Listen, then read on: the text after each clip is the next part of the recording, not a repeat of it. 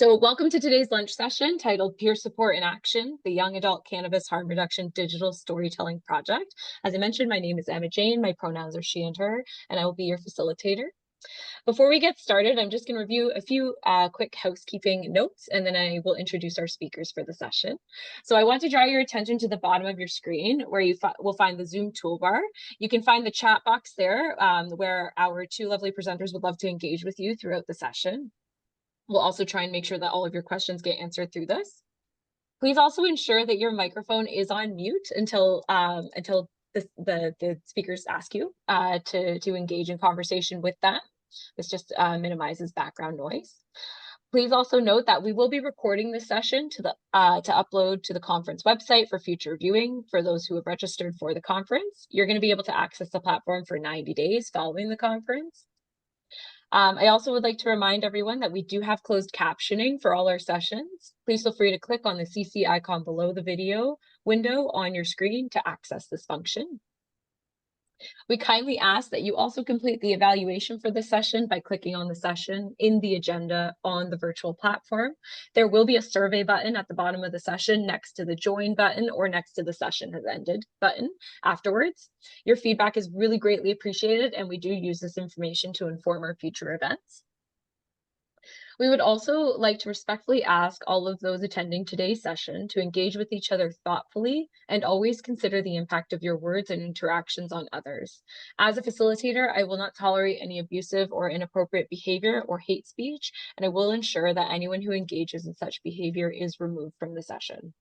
If you've been disturbed or affected by such an event, please do what you need to do. Take a break, step outside, practice some deep breathing, and/or reach out to someone you trust.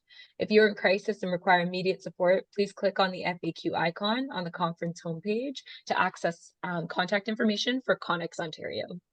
If you would like to report an incident, please contact the event manager, Sherry Sim, by either clicking on the assistance button on the top right menu bar on your screen, or you can text Sherry. I am now really excited to introduce our two presenters, Dr. Rebecca Haines-Saah and Dr. Mike Lane from the University of Calgary. Over to you. Awesome. Hi, everyone. It's so nice to be with you here today. I am Rebecca Haines-Saah, as mentioned, and I'm here at the University of Calgary on Treaty 7 land, which is the home of the Blackfoot Confederacy and Métis Nation District 5 and 6. So happy to present our digital storytelling project today.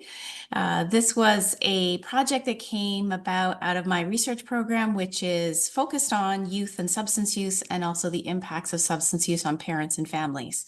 So in the context of cannabis legalization, we wanted to look at a way to engage youth to develop harm reduction messages around this substance, which is legal, under this idea that just because something is legal doesn't mean it's safe for everyone all the time.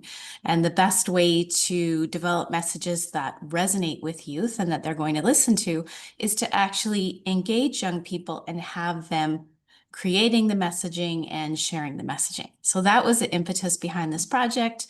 Mike is going to tell you a little bit about what digital storytelling is and his tremendous expertise in engaging people from all walks of life in this methodology. But that's the research background and how this came to be. Go ahead, Mike. Great. Yeah. So digital storytelling can mean lots of things to lots of people, right? It can be, people sometimes think digital storytelling is like Instagram Reels, or tweets, or I don't even know how you say it anymore. X's, whatever, 160 characters of sharing things about people's day. But digital storytelling is actually a thing. It's something that was actually created back in the late 80s. When at sort of the advent of personal computing, and down in Berkeley, California, there's a group called the Story Center who thought, man, maybe we can use these newfangled computers to help people tell stories about their life. And so it's actually a methodology, you could call it, of creating short films in a participatory way with people with lived experience. So they actually create their own movies about the important moments in their life. And I do a lot of documentary filmmaking as well as digital storytelling. But what I love about digital storytelling is that it's people using their own words, often their own images, and they actually do the video editing themselves. And sort of we support them through this entire process. And really quickly, there's sort of 4 phases of the digital storytelling process. The first phase is finding the story. And this is where we sort of support people to find these meaningful moments in their own lived experience that are somehow related to the topic at hand. And there's all sorts of different activities and things that we do to draw out these meaningful moments for people's lives. Then there's the telling phase. The telling phase is where you use these principles of creative screenwriting to help people write a voiceover for their story. And we help them dramatize the events. We help them sort of communicate these meaningful moments in a way that draws out the underlying message of the story without saying it directly to the audience, right? So using a lot of these screenwriting principles to help them write their voiceover. Then there's the crafting phase. And crafting is where we're trying to enhance the inner emotional experience using the different video editing techniques that we have available to us. And so people select images and video. We teach them how to put it together, to use transitions and movement, change the color of things. We talk about pacing and timing and using music to enhance sort of the message, the emotion of the story. So that's sort of the actual crafting of the phase where people are on the computers making their own short films. And then finally, there's the sharing phase. And that's where we get to watch the stories together as a group, and people get to share what resonated with them in the story. What pieces of wisdom were they able to draw from those stories that then they can apply to their own lives? And so if you want to see what this looked like with a group of 10 youth in a cannabis harm reduction sort of storytelling context, you can actually go to the website that Rebecca maybe will throw in the chat there, cannabisharmreduction.ca, and you can watch a short 10-minute documentary where we actually filmed the entire process of creating the digital stories that you are about to see. Oh, great. Rebecca's sharing that, going to share it with us here. So yeah, it's this project. Oh, great. Thanks for putting it on there. Emma, that's awesome. There's 9. Oh, there's nine participants. There it is. That's what the website looks like. Thanks, Rebecca, for getting those up on the screen there. And that is actually a screen grab from the final sharing story where we watch the stories together. One of the things that we always do is it's really hard to make a short film, especially about some difficult moments in your life. And so everyone receives a mandatory standing ovation when we watch the stories together, and then we get to have a conversation about them afterwards. And today we were hoping that you guys could also be part of a conversation after we watch the stories. So if you're interested in sort of the digital storytelling methodology, go to the website, watch the short 10-minute film, and you can see what it looks like. And of course, yeah, Rebecca has you got QR codes and everything. She is prepared here. This is awesome. So but yeah, that's the basic process of creating the stories. Of course, it's all underlined by this core ethical principle of storyteller well-being. And continual consent. And we don't have time to talk about those things right now, but there's a robust ethical framework to support youth or anyone creating a digital story through this process in a way that enhances their well-being and does not detract from their well-being. So yeah, and it's really suited to the topic that we're discussing here today, which is peer support. And Mike has just shared this, the steps and the technical aspects of the methodology. But I know so many of you work with young people. And I think what Mike and I found doing this with young adults is that they're just very hands-on. They know the technology. They're so used to taking photos and setting them to music and captions that they had this real, instant sort of connection to the methodology, and very few people struggled extensively to really express what they want to say. So it's a really great method for engaging people, not only people of younger age, but also people across a spectrum of literacy or education, because it's tactile. it's not something that, we need to do in a classroom with people at a university level, right? So I feel that for the populations you're working with, it's really quite ideally suited. And Mike, you worked with an organization that referred us to this conference, right? To do digital storytelling? Do you Yes, remember? yes. Alternatives for Youth in Hamilton.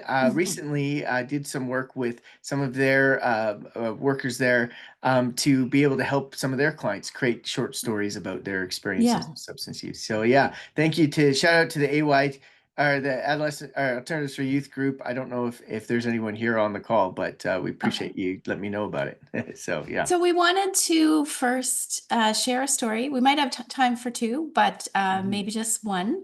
We'll see how it goes. So the first story is going to be from our participant, Jay. Jay is someone from Ontario who created this family story. And it's very creative. It used some film techniques. And we'll just invite you to think about what stands out to you as you watch this. And then hopefully we can have a little discussion in the chat and hear from folks about what they're seeing in the story. Great. Okay, here we go. Jay's story. It was really fun making this with him. He had a very clear artistic vision for what he wanted to do. So here we go. Jay's story.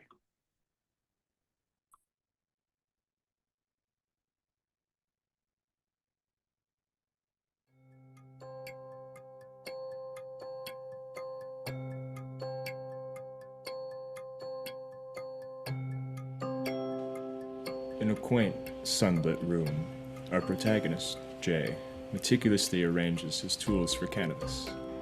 This ritual marks the beginning of a journey filled with smoke and shadows, innocence and insight. Here I am surrounded by the familiar aroma of cannabis, embarking on a journey I never imagined taking. Innocence and curiosity mingle with ignorance and misinformation, shaping my perceptions in ways I never anticipated. But life has a funny way of showing us the truth, often through the lens of those closest to us. And so it was that Jay's own journey with cannabis would mirror that of his older brothers, revealing the hidden complexities of family dynamics and societal stigma. Jay had journeyed his childhood under the mindset that cannabis is a gateway to even worse things. And his brother was the poster child for this cliched story.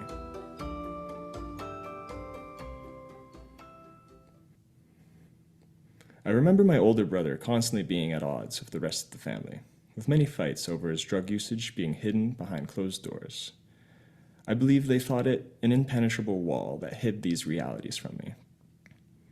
They only created new ones, where I saw my brother as dangerous and a person to fear.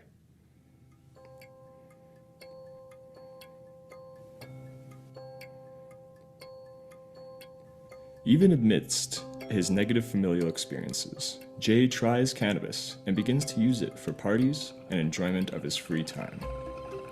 Jay didn't see it slowly growing into a force that would change his life for the better, then the worse, then a balance.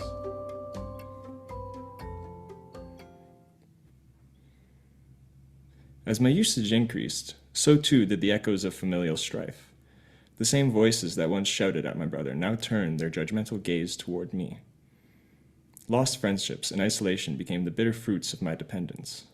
Despite my friends' own use, they couldn't accept my increased intake, plunging me into darkness. I was avoiding everybody as much as possible, going so far as to hide for the majority of the day, unless I went out for a bike ride, which was just a prelude to smoke.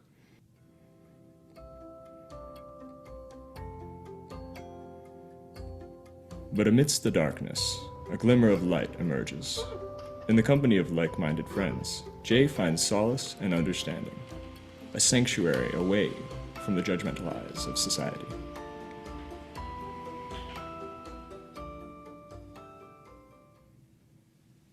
With every shared moment of laughter and understanding, the burden of stigma and loneliness slowly dissipates. These bonds, akin to steadfast pillars, offer unwavering support as I navigate the complexities of my life.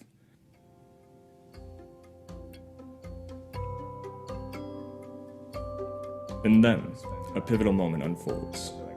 Jay's long-lost brother re-emerges, bringing with him a wealth of insight and understanding. Through heartfelt conversations, Jay gains a new perspective on his brother's struggles with drugs and mental health.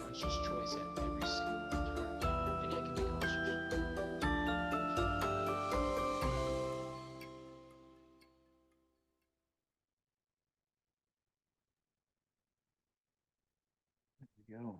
Jay's story. We'll let the ending roll with the cannabis harm reduction principles so that you can sort of take a look at these. And as you do, Rebecca has a few comments, but please feel free to put in the chat if there's anything that resonated with you in the story, a word, an image, an idea, something Jay said, something that he talked about. We'd love to hear from you guys in the chat there.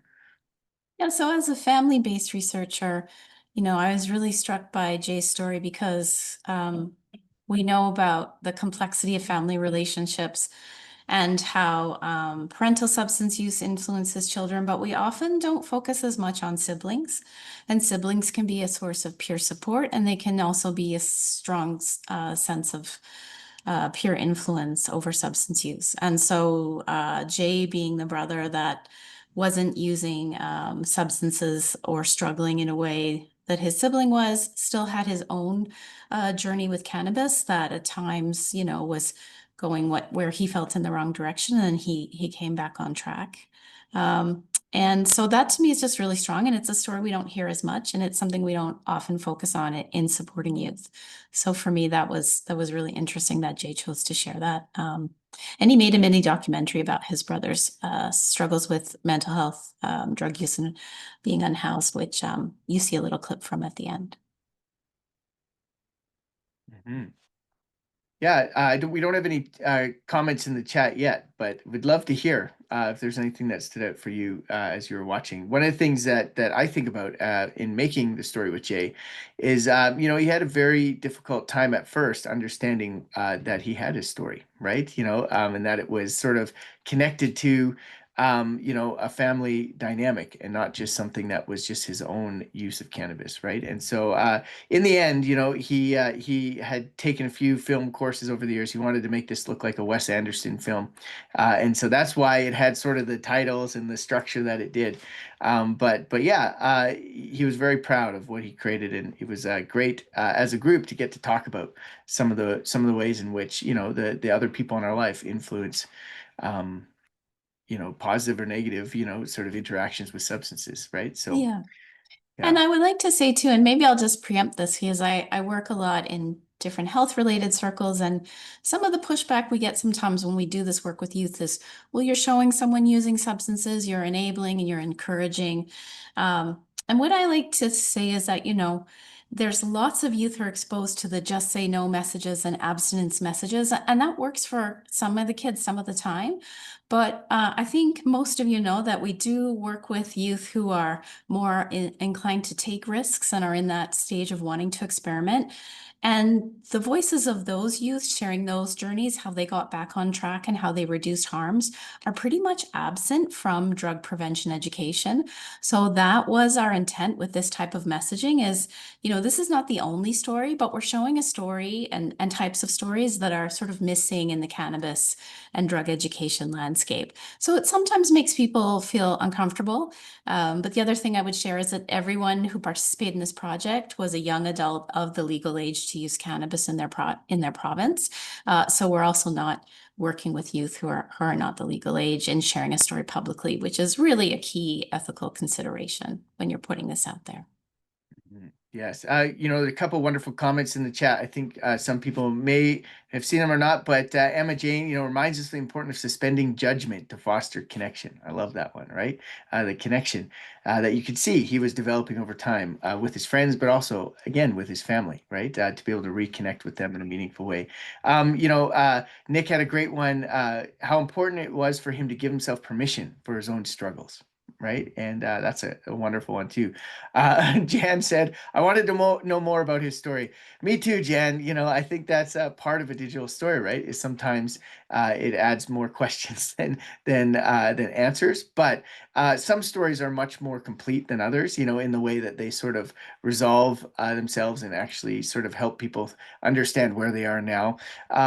Jay's story, he did that for a reason. He wanted people to sort of wonder what's next for him, right? And Yeah, resilience and creativity. Thanks, Jewel. Yeah, sense of humor. Yes, 100%. Jay, Jay really wanted his sense of humor sort of to come through there, and it was a really great one. So great, in-depth thought process and self-reflection. Yeah, it was a big. It took time, right? I like to call digital storytelling slow storytelling, right? It's sort of like the same as the slow food movement, being really thoughtful and purposeful about the ways in which you're telling your story, which is so different than I think the way that young adults, youth engage with the storytelling environment today. It's like stream of consciousness storytelling is a lot of what you see, but this is really thoughtful, purposeful, and it is building skills. It is building sort of narrative processes that allow people to make sense of some of the difficult experiences of their lives. So awesome.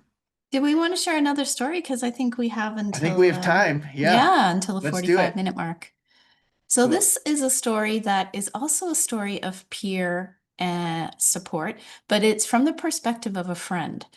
And I'll just share that, some of you, if you look up my name, you will know from in the past, I was on a TV show called Degrassi.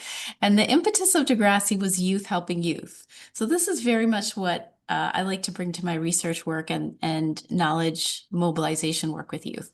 So why I love Tanya's story, it's really about youth helping youth, not so much about going to adults to intervene.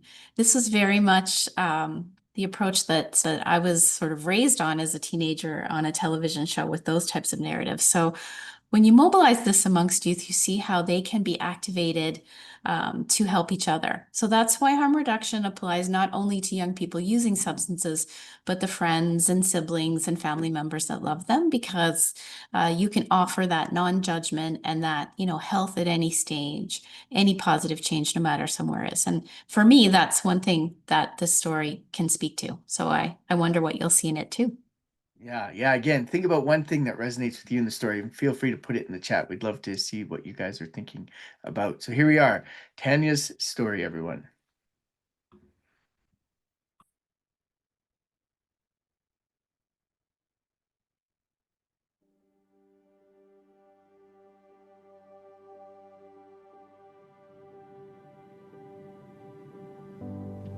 In high school, I had a friend who started smoking weed to cope with problems at home.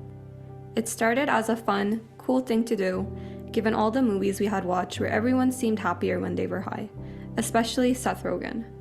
We thought, what's the big deal? It's going to be legal in a few years anyways. It can't be that bad for you. Things were fine at first. It was fun, and I saw her confidence grow. I saw her caring less about what other people thought when she was high. But then it started to seem like she didn't really care about anything. Slowly, everything started to change. This fun, cool thing turned into episodes of unconsciousness in the school bathrooms, covering for her in class, helping her when she was too high to go home. One afternoon, my cell phone rang. When I picked up, she began accusing me of telling her secrets to other people. I was so confused and upset. That's when I finally took a stand and told her that she needed to stop smoking as it was messing her up. But she just said, "Don't kill my vibe," and hung up. I truly felt helpless. I didn't want to overstep. She told me, "Worry about yourself, and you don't know anything about what's going on." She was right. I felt the distance and I couldn't reach her. It felt like she always chose weed over me. I started feeling resentful. I didn't want to control her life. I just saw her losing that spark that she had. I felt like it was affecting her much differently than everyone else who was smoking. Anytime I brought up anything regarding her use, she would pull up a website backing up how cannabis is not addictive and how it helps people sleep and manages their anxiety. I knew that was true for some people, but to me it looked like she was much more anxious, needed weed to function, and she wasn't sleeping. We were both from a South Asian community and weed was still illegal, so I couldn't reach out to anyone. Parents, teachers, the school counselor. I didn't want to get her in trouble. There's so much stigma about substance use in my community beyond the legal repercussions. I knew it would be better to turn her into the police than ask her family for help. Years later, when I was in university, she reached out. We had a deep talk about our friendship in high school and all the things that took place. I could see that she was in a much better place. and she told me she didn't use cannabis the way she used to. That conversation taught me the resilience of our friendship and the possibility of recovery with the right support. With time, we both learned about cannabis, understanding both its risks and benefits. The knowledge I have today about mental health and substance use is like a lantern that allows me to see those dark times in our friendship more clearly. People need to process things at their own pace, and you can't control them, but you can always be ready to welcome them with open arms. I still feel bad that we both suffered unnecessarily, but now I understand that everyone is on their own journey.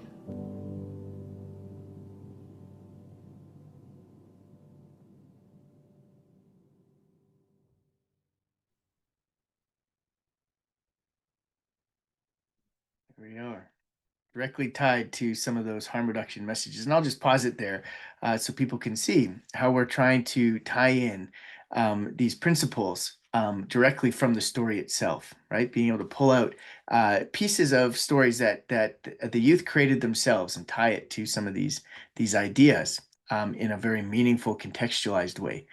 Instead of just giving people a list of harm reduction principles, here's how they are enacted. This is how they're lived out in the communities in which they're required, right? So Yeah, and I wanted to mention too that for this project, we did partner with an Ontario organization that's absolutely fantastic in activating peers, and that's cannabisandmentalhealth.ca.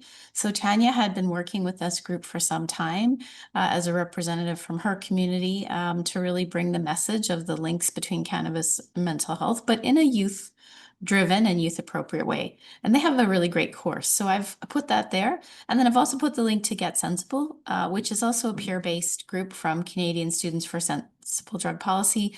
They developed the harm reduction principles that we embedded. So those two links are there if you're wanting to understand more peer-based approaches to cannabis and mental health education. Also, Tanya is a pseudonym. We should say that Yes. also. Yes. Yeah. Yeah. That's not her real name. And obviously, because of the implications for the other people in the story, and her friend in particular, she wanted to stay anonymous, and that's a big part of digital storytelling. You can still tell a really meaningful story in a really compelling way, without using, like Jay did in his story, a lot of self-identifying images and pictures and stuff. And for all those stories, we get consent from family members and things like that if they're included in the story. And in Tanya's story, that was something that we decided, I think it's probably best to do this in an anonymous way, just because of the implications of that. So please feel free to share what resonates with you in the chat. Jan said, I've gone through this very experience, right? I think there's lots of people who have tried to support someone through a struggle with a substance. And just that idea of everyone's on their own path and being ready to to connect with them when it's time. One of the things that I appreciated about Tanya's story is that the images of disconnection she sort of chose were the images of the shadows of what their relationship used to be. That's sort of what she chose as her metaphor for her story. And then there's that one photo of the hand touching the shadow against the wall, and it was that moment of reconnection and just always being willing, to reach out to people when they reach out to you, right? And re-engage in relationships in a way that's positive and productive. And I love how at the end, she said, now we both learned a lot more. We just know more, right? And so we can appreciate where each other was at in the middle of high school, which is a very turbulent time, obviously. So, yeah. We have 5 minutes, so we can have people continuing to reflect, but also if you had any questions for us about digital storytelling or this project, you can also put those in the chat. Great. Yeah, Jan said a story of hope. I think isn't that great? A relationship restored, right? A responsible use of cannabis, right? It is a story of hope. And Wally just said, very eye-opening story. The entire concept was amazing. He's brought so many ideas to my mind. I'm assuming you're talking about digital storytelling, but yeah, there's lots of possibilities with digital storytelling to share stories that sometimes are more difficult to hear, I think, unless you're working on the front lines day in and day out. You, of course, hear these stories all the time. But for other people, right, who aren't involved in these communities or in these spaces and places, how do they learn about what it's like, right? And here's one possibility. Yeah. Knowledge translation, Charlotte. It's a great one. Yeah. Yeah, I also think it's great when you're working with folks whose voices you want at the table and you want their lived experience to be amplified, but not all safe spaces are safe spaces for young people to come and talk about histories of drug use, right? So when you create these stories, we have something that represents the youth voice in an authentic way that can be shared, but yet the storyteller doesn't have that story fatigue or maybe that anxiety and vulnerability about standing up before an audience and giving that first person account, right? So that's one thing that I really think is authentic and ethical about using this process with people who are more marginalized or just face vulnerabilities and sharing their story. Yeah. Rebecca, there's a comment in the chat. Do you have plans to expand this project, bring it to Ontario, for example? Well, we'd love to. Actually, this project got some arm's length funding from the Ontario Cannabis Stores Social Impact Fund. So we did have half our youth were from Ontario and the other half were from Alberta. So we brought them here for our digital storytelling workshop. But Mike and I would love to work together again with youth if people have ideas and populations that you think would benefit. Yeah. Yeah. And maybe I'll share really quickly about where the stories have gone since we created them. Of course, there's the website, there's a short documentary, there's the ways people are watching them online and sharing them through Get Sensible and all the different community partners Rebecca has. We also did something called Science in the Cinema here at the University of Calgary, and where we actually got to do a big film premiere at the big Central Library Theater downtown, and it was very well attended. And I think even they said it was one of their favorite ones they've ever done, right, Rebecca? I can't. Yeah, they loved that it was people telling their own stories in their own words, using their own editing and images. It's different than watching a Hollywood film and talking about it, right? And so we were able to have lots of really meaningful conversations about harm reduction. There's a lot of social service organizations who were there, and it was just a really compelling way to sort of start a community conversation about what does harm reduction really mean, right? What does it actually look like, in an environment where that term can be very polarizing. It was a great place to start a community conversation, and so it was a great tool for reflection, like Rebecca said, as a community. And so there's lots of different ways to share stories like this to start conversations, and for me, that's really the best part, right? The stories are great, but it's the conversations that the stories stimulate that are actually one of the best things. And for the youth, I would say back to the peer support idea. When we watched the final screening, where we watched all the stories together, and they were all blown away that they'd made these films in a weekend, and they're just like, wow, like, I can't believe you made that. That was the first thing everyone says. That was so amazing. How did you do that in a weekend? Then they would start sharing about personal stories from their own life, because people always respond to stories with their own stories. And so that's a great way to start conversations about topics that can be really challenging to talk about sometimes, right? And so embedding these stories like this into even frontline contexts, group context where you're having these types of conversations, it can be a very useful tool to open things up in a way that's less thank you for less the hard. hearts. Yeah. Yeah, so feel free to use these stories there. You can play them from the website or the YouTube channel that I put up before, and I'll send those slides on to the organizers if you lost track of those sites. But you can also reach out to me. I'm the only SAW at University of Calgary, SAAH, if you want to use those stories when you're doing a group with youth to spark conversation. Yeah, great. Well, I want to take a moment just to thank you both. I think, honestly, in a virtual platform, to just feel your passion through that screen is really incredible. And as somebody who worked with youth in conflict with the law and had substance use concerns, I think just thank you for them and giving them that voice, because I think youth a lot of the time feel powerless and feel like they don't have a voice. So I think giving this platform to them was truly impactful for all of them. Everyone, please use those reactions to give our presenters a big round of applause for today. Just a quick, yes, thank you so much. And also Rebecca fangirling. I used to love Degrassi, so that's a really fun plug. Well, it's relevant. That's why I brought it up. Absolutely. Just to kind of tie us off again, thank you so much to our wonderful presenters today. For everybody, please also take a moment to fill in the survey again for this session. Click on the agenda in the platform, choose the session you're currently in. This is L2. And next to the join button or session ended button, you will see the survey button. Take a moment to fill that in for us. We also encourage you to take some time to connect with your fellow participants and visit the poster and exhibitor halls. Don't forget to add resources also from the exhibitors to your personal swag bag. To build your own agenda, you can add sessions to your calendar by clicking add to my calendar. And we would also appreciate if you took a few moments to evaluate the entire conference using the evaluation icon on the conference homepage. Your feedback is anonymous, appreciated, and we will be using it to plan future events such as today's conference.